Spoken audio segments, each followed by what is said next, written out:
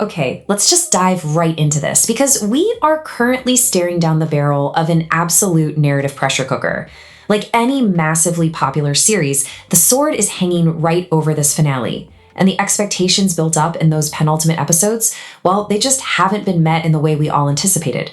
I mean, we all assumed that after acquiring V, Homelander would instantly shift into this uncontrollable apocalyptic rampage mode, right? We expected pure chaos to erupt. But instead, what did we get? We just saw him making some executive decisions. But beneath those decisions lies a genuinely terrifying reality, the sheer crushing weight resting on this final hour. Think about it for a second. There's only one single episode left, and there is an absolute mountain of deeply complex plot lines and tragic character arcs that still desperately need to be resolved.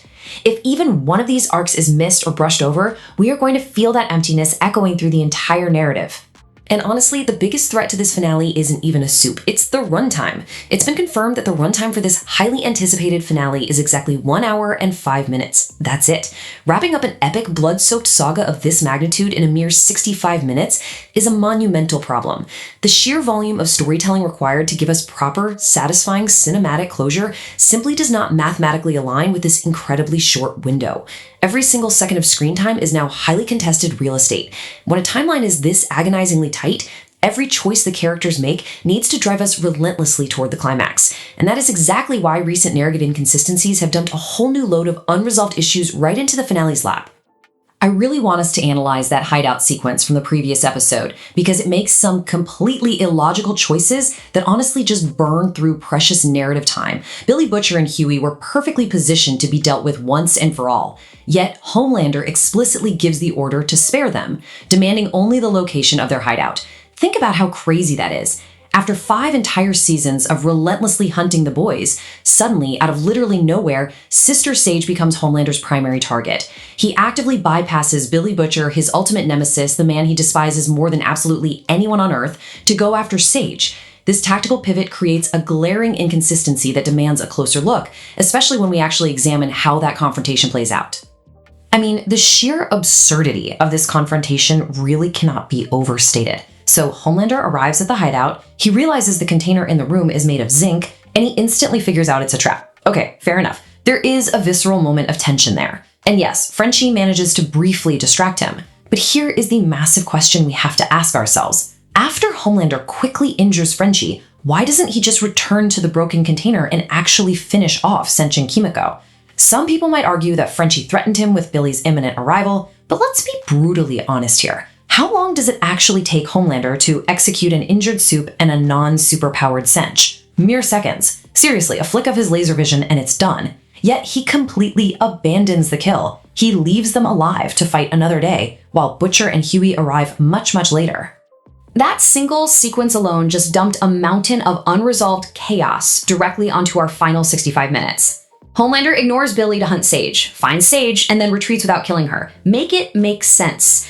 Because instead of tying up loose ends and narrowing the focus for the big climax, the narrative has violently ripped open a dozen more possibilities. And the crazy part is, that's really just the tip of the iceberg. Look at how many massive individual character arcs are currently bleeding out on the operating table right now, desperately waiting for closure before those credits roll. This unresolved chaos extends directly into the boardroom, specifically when we look at Ashley's deeply psychological conflict. Ashley is a character who has been surviving under Homelander's thumb, enduring absolute tyranny and daily psychological torture since day one. We've seen her deeply conflicted, even if she refuses to openly accept it, basically hiding her sheer terror behind this cold corporate facade. But as viewers who have watched her navigate this terrifying bloodbath for years, her arc demands profound closure. She can't simply fade into the background as collateral damage. She deserves a real ending. She is backed completely into a corner right now, and she only has 3 extreme options remaining. There is no middle ground left. There's no safe corporate exit package anymore. First, she could finally listen to her suppressed conscience, utilize her presidential power to shut down the Democratic Church of America, and just bravely face the inevitable, gruesome death Homelander will deliver. Second, as an absolute last resort of a desperate woman, she could initiate a nuclear strike on Homelander. Or third, she could completely surrender whatever tiny fraction is left of her soul and side with him entirely, basically becoming a full monster herself. One way or another, this finale absolutely must definitively answer what Ashley's final play is. And much like Ashley, the Deep's entire survival arc is dangling precariously. Yes, we know he is a foolish, pathetic sycophant, but let's remember the sheer trauma of his journey. From the very beginning, he has been a victim of Homelander's psychological abuse within the Seven. All the original members of the Seven are either dead or have fled for their lives, yet somehow the Deep has miraculously survived this incredibly turbulent roller coaster. But now, the unthinkable has finally happened. He's been ousted. So, what does a man whose entire identity was tied to subservience do when he loses his master? Homelander has stripped him of his home, his purpose, his aquatic friends, and his hollow prestige. He has absolutely nothing left to lose. Remember during that crucial phone call, his manager explicitly told him that this is his perfect opportunity to step up and be a real hero for once in his miserable life. Could this be the exact moment the Deep finally snaps? The moment he turns against Homelander and does something purely selfless? Because honestly, if the finale ignores his emotional descent, the entire purpose of keeping his character alive through all this torment becomes entirely pointless. Then we have Sister Sage, whose trajectory is arguably the most complex and terrifying of all. Her entire master plan was built around absolute calculated annihilation. She aligned with the boys specifically to orchestrate a scenario where Soldier Boy would assassinate Homelander. She pulled every single string. But now that this grand scheme has spectacularly fallen apart, we are left totally in the dark about her true motives. What exactly is going through the mind of the smartest person in the world when her ultimate plan just fails? We are basically left staring at a terrifying duality. With preparations clearly underway to take down Homelander, has Sage actually started a genuine redemption arc? Has the smartest woman alive realized the sheer moral error of her ways? Or, and this is the chilling possibility that really haunts this narrative, is she simply doubling down on her old plan? Is she quietly cooking up an entirely new, unseen devastation right under everyone's noses? Because let's face it, a mind like hers doesn't just give up. The finale has an incredibly heavy burden to reveal her true final endgame. And the weight of this finale becomes even more suffocating when we look at Marie and the younger generation of Supes. As we know, their specific standalone storyline has been canceled, meaning their independent journey isn't continuing past this point in the broader universe. We saw Marie and her friend recently with the overwhelming expectation that they represent a new dawn, that they will stand up for true heroism in a world utterly corrupted by Vought. Because their independent story is abruptly ending right here, the massive burden of giving them a meaningful conclusion falls entirely on this single 65-minute finale. So what's gonna happen? Will the writers tragically kill Marie off to serve the universe's relentlessly darker tone, basically proving that innocence cannot survive? Or will they allow her to survive and carry the mantle of true, uncorrupted heroism forward into the future, offering us a tiny glimmer of hope? Whatever the choice is, it must be handled with immense cinematic care. You simply cannot leave Marie and the younger generation with an open ending, especially knowing we won't see their independent story continue. Their ultimate fate in this war has to be sealed right now. Section 14. The God Who Failed. We have officially reached the absolute boiling point of the series, Homelander's psychological collapse. Honestly, we should have already seen him become completely uncontrollable, showing the world the true, unfettered meaning of evil. But instead of an explosion, we've been given this slow, agonizing buildup of a god realizing he is entirely mortal in his failures. He finally understands that even with all the external manipulation, the masses still refuse to genuinely worship him. He is acutely aware that he is failing miserably. He was brutally rejected by Soldier Boy despite his desperate, pathetic attempts at connection. He completely failed to execute Sister Sage, Billy Butcher, and Hughie. These back-to-back humiliating failures have pushed his fragile ego to the absolute brink. A truly unhinged, apocalyptic rampage is not just expected at this point, it is psychologically inevitable before his story ends. Meanwhile, at the very heart of the resistance, a deeply emotional fracture has occurred between Billy Butcher and Hughie. Recently, we saw Kessler brutally expose Butcher's darkest, most ruthless and unforgiving nature, causing even Hughie to severely doubt the man he's faithfully followed into hell.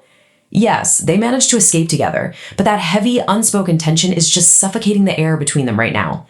Their fundamental relationship is fractured, and the unspoken words between them absolutely must be dragged into the light. The finale has to provide emotional closure on how Billy truly views Hughie. If you know the deeper lore of the story, there is an iconic, deeply important moment where Billy finally strips away his tough, cynical exterior and confesses exactly why he kept Hughie around all this time. He admits that he relies completely and utterly on Hughie's pure morals and unbroken humanity to keep himself from becoming the very monster he's hunting. Without Hughie, Butcher is just Homelander without a cape. It's that simple. The finale absolutely must deliver this profound emotional clarification. Okay, and then we have the most concerning wildcard of the entire series, Ryan. He has been a pivotal piece of the board since the second season, a child caught in a brutal tug-of-war between two violent fathers, yet his true potential remains entirely untapped. We've seen the narrative attempt to build a rivalry between him and Homelander, but after being injured, Ryan just completely vanished. He ran away from Billy's protection and slipped right into the shadows. His disappearance leaves a massive, gaping hole in the narrative. Seriously, where is he? What is he doing right now in the midst of this escalating war? Is this traumatized, immensely powerful child destined to return in the final, desperate hour to strike the ultimate fatal blow against his own father? Or will his deeply emotional storyline just be casually abandoned? The 65-minute clock is ticking down relentlessly, and Ryan's location is a mystery that demands an explosive answer. We also have to account for the ultimate corporate mastermind himself, Stan Edgar. Since his humiliating capture by Homelander, there has been absolute radio silence regarding his status. And look, a man who controlled the entire world from a boardroom doesn't just quietly accept defeat. And equally concerning, what has become of his missing granddaughter Zoe? Will Stan Edgar emerge from the ashes of Homelander's imminent destruction as the ultimate victor, coldly reclaiming his throne as CEO of Vought? Or will his story end in a quiet, unceremonious death in a cell? Leaving a towering intellect like Stan Edgar with an open ending would be a massive disservice to the intricate, paranoid plot they've built over the years. And then there is a loose end that is practically vibrating with explosive potential. Soldier Boy. We watched Homelander subdue him in a mere 2 minutes of screen time and stuff him straight back into cryosleep. But here is the vital, terrifying piece of information we absolutely cannot ignore. Soldier Boy is not dead. He is simply unconscious, trapped in a cryo chamber, waiting. This setup here offers absolute poetic irony. Just imagine the cinematic wait if, instead of Kimiko delivering the plan to nuclear blast, Soldier Boy wakes up, a father furiously angry and deeply humiliated by his colossal disappointment of a son breaking out of his icy prison to return to the battlefield, returning to deliver that final devastating nuclear strike to Homelander himself.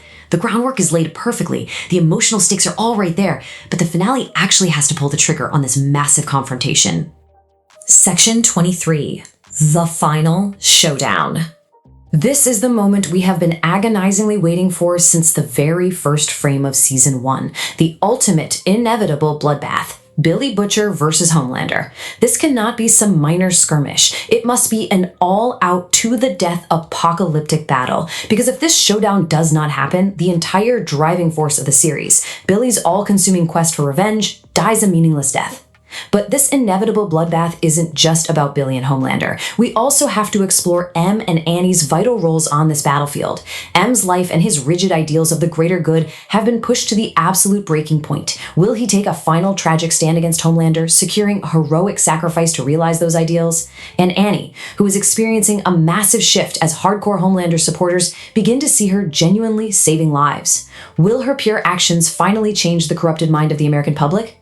Both of their arcs demand definitive, satisfying closure on the battlefield. So we are staring down a pretty haunting reality here. I have just detailed 11 distinct, massive, emotionally heavy plot lines. 11. We have invested years following this intricate, beautiful web of trauma, revenge, and power. And all of it, every single narrative thread must be cleanly and satisfyingly resolved in a mere 1 hour and 5 minutes. If it fails to cover these points, the ending will inevitably feel rushed, hollow, or deeply unbalanced. We are craving proper cinematic closure. Breathtaking action is promised. Profound emotion is promised. But looking at this monumental list, I have to ask you, do you truly believe this finale can deliver on all fronts? It's an almost impossible task, and I, for one, will be analyzing every single second of it.